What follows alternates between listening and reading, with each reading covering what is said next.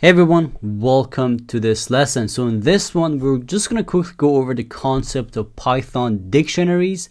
And I'm just going to quickly explain what do they do exactly and how are they used.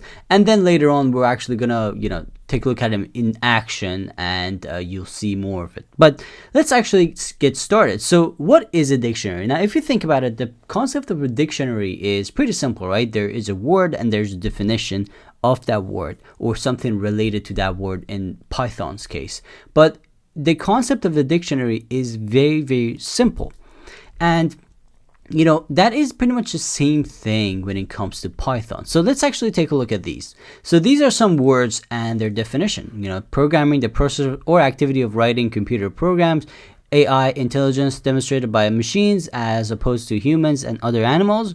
Expert, a person who has comprehensive knowledge or skills in a particular area. All right, so these are some words and their definition, right? Now, if you actually put this in a dictionary, the way this is going to show is basically like this, right? So we got the key, which is in this case is the word, right? And the value, which is the definition of the word. And the key and value are pretty much what you want to remember when it comes to Python dictionaries. And this is how a dictionary works. It's made of two simple things, a key and a value pair.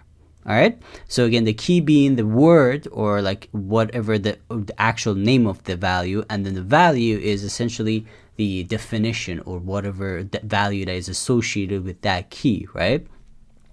So that's basically a dictionary.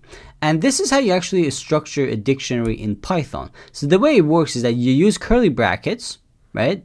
And you have the key value and then a colon and then the value.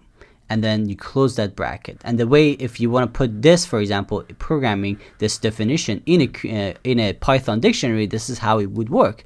We got the curly brackets, and then we got a string, obviously double quotes because it's a string, right? Again, and you can be putting anything, by the way, in these, which I'll talk about in a second. But we got programming, and then column.